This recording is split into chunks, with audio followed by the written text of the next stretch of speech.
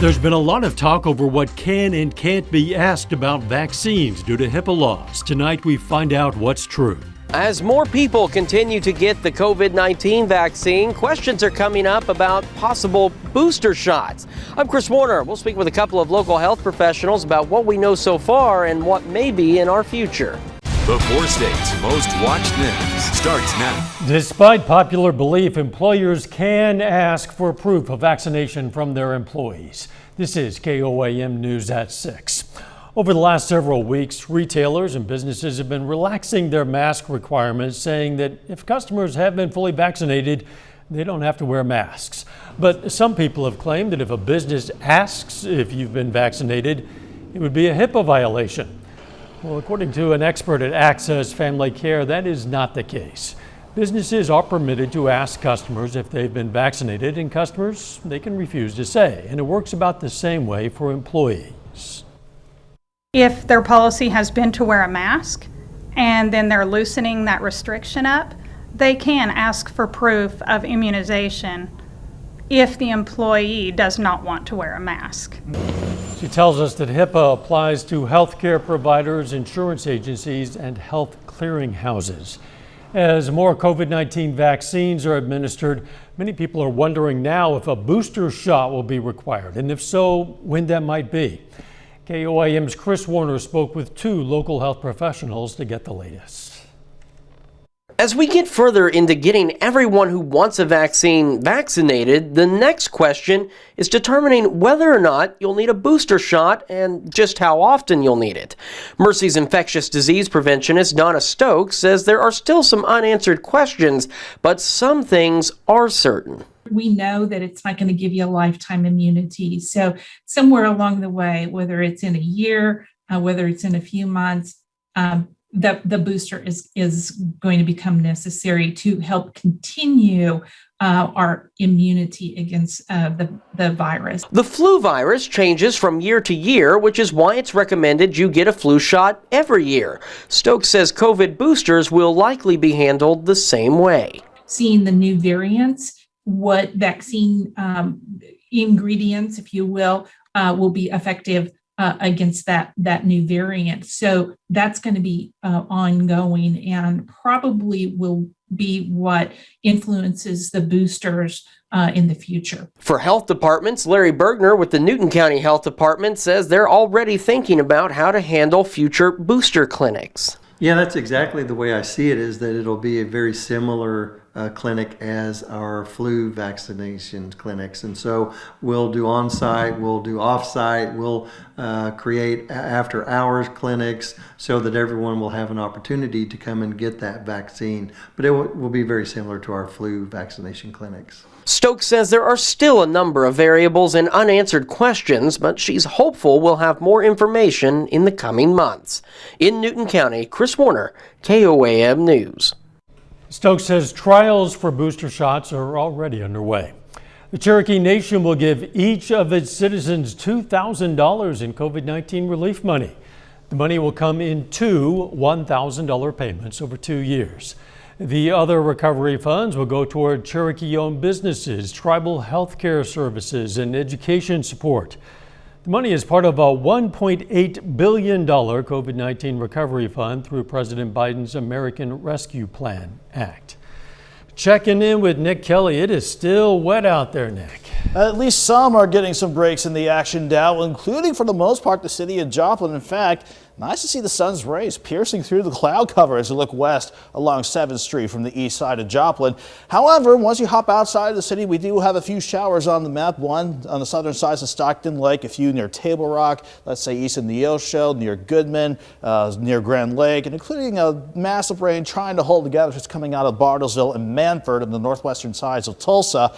However, any of the big storms erupting out west are not headed our way, but it is indicative of the next front that will play a big role in our forecast starting tomorrow. In the short term, though, most of us still warm at the start this evening out. Middle to upper 70s across the board, but we'll drop back to 70 by 10, upper 60s by midnight, down to about the mid 60s. So for this evening, Dow, temperatures look okay, a few showers for some, but better rain chances starting tomorrow morning. We'll break that down in the rest of the forecast here in a bit. All right, we'll catch you then. Thanks, Jake. The Joplin Humane Society is over capacity. The shelter is caring for around 434 pets. Its capacity is 350 to 400. In response, the Humane Society is lowering the adoption fee for big dogs to only $10. They're also stepping up outreach efforts on social media in order to find homes for hundreds of pets. Such a stressful environment for them to be in. They don't thrive well here. So if we can get them out as soon as we get them in, we have a higher success rate of keeping them healthy until they can find their forever homes. If you want to help but you can't adopt a pet, you can always donate cash, food, or bedding items to the Humane Society. Still ahead, Kansas Governor Laura Kelly signs legislation fully funding school. And we're going to look at how the Carthage School District plans to keep residents safe from severe weather. Kansas Governor Laura Kelly and a bipartisan group of lawmakers come together to sign legislation fully funding education for the third consecutive year. The legislation also guarantees schools will be fully funded through fiscal year 2023. Now, during the signing ceremony, Governor Kelly said that ensuring kids have access to a quality education is good for Kansas students and for the state's economy. In addition to fully funding education in Kansas, the legislation requires an annual report card for children in foster care, authorizes limited remote learning, provides the criteria for identification of students eligible to receive at-risk program and services, and requires boards of education to allocate sufficient school district monies to improve student academic performance. Vandals leave around $500,000 in damage at the Monette, Missouri football field. Someone painted the field with bright orange spray paint.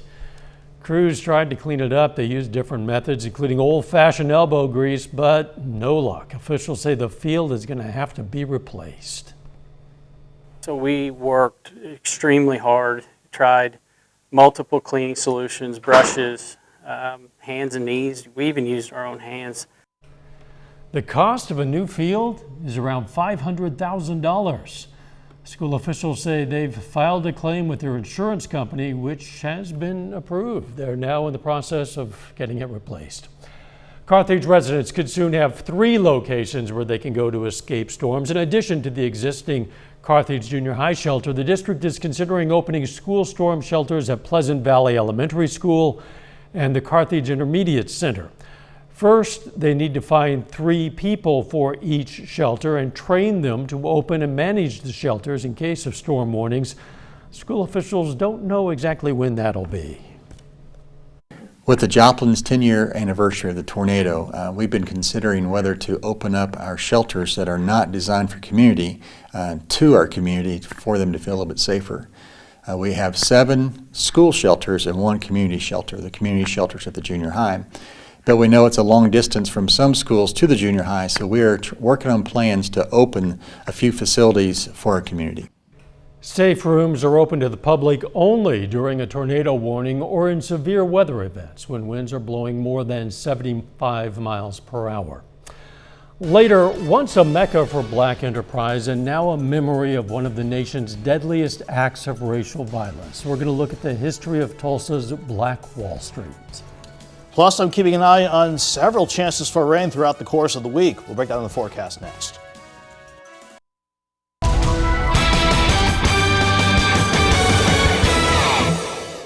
The clouds were back in action, so were the rain chances once again. Despite all of that, we were still able to warm things up with highs pushing into the middle to upper 70s for a good portion of the area.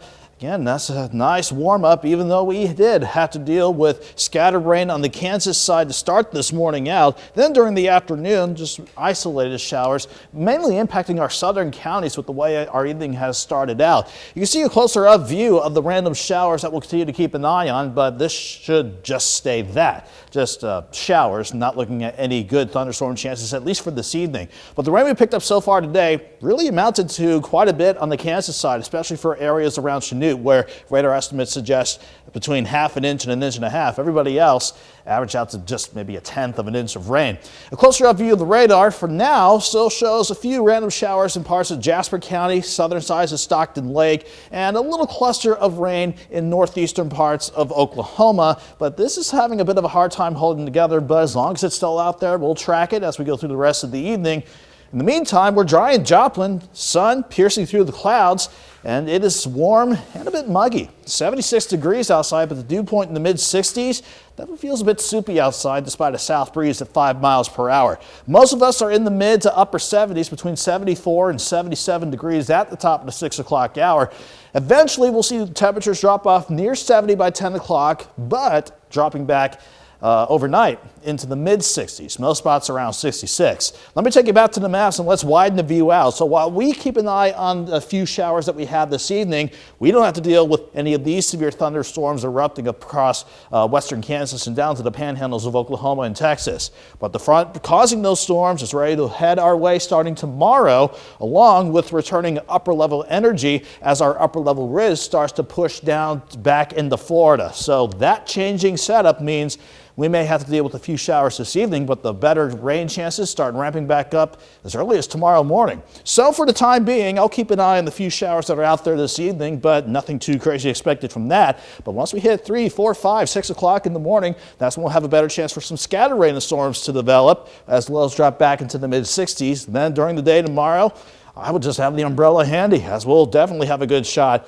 for scattered rain and thunderstorms throughout the day. 66 in the morning, 73 by noon, afternoon highs right around 77. At least we don't have to deal with anything too strong. Certainly I'm not seeing anything severe with our storm chances Tuesday afternoon into Tuesday evening. And the same goes for Wednesday. We'll start dry in the morning before we see some scattered storms again Wednesday afternoon with, again, strong thunderstorms, but nothing severe expected.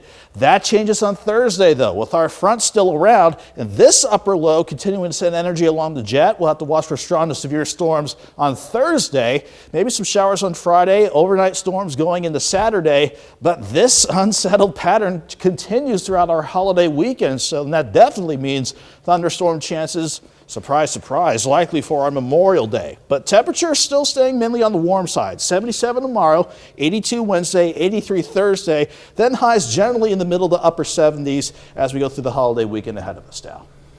Okay, a lot of rain possible in that forecast. Quite a bit of it. Could be pretty wet. Thanks, Nick. With severe weather chances always this time of year, now is the time to download the KOAM SKYWATCH weather app. You can get up to the minute severe weather updates sent straight to your phone. Doesn't cost a thing. It's in the Apple App Store and the Google Play Store. All you have to do is search for the KOAM SKYWATCH weather app. Still ahead on KOAM News at 6, we're going to hear about the history of Tulsa's Black Wall Street. This was a place where African Americans leaving the Mississippi Delta, Arkansas, Tennessee, came to get the boot of white supremacy off their throats. It's an American story of prosperity, unthinkable loss, and resurgence. 100 years ago, Tulsa, Oklahoma's Greenwood district was a beacon of wealth and development for black families, but it was wiped away by racial violence in a matter of hours. Danya Bacchus explores the history of Tulsa's Black Wall Street, including her family connection. This stretch of Greenwood Avenue in Tulsa, Oklahoma was once a mecca for black enterprise. You have more than 30 restaurants. You have clothing stores, hardware stores, a photography studio. The area known as Black Wall Street in the early 1900s was home to more than 200 black-owned businesses.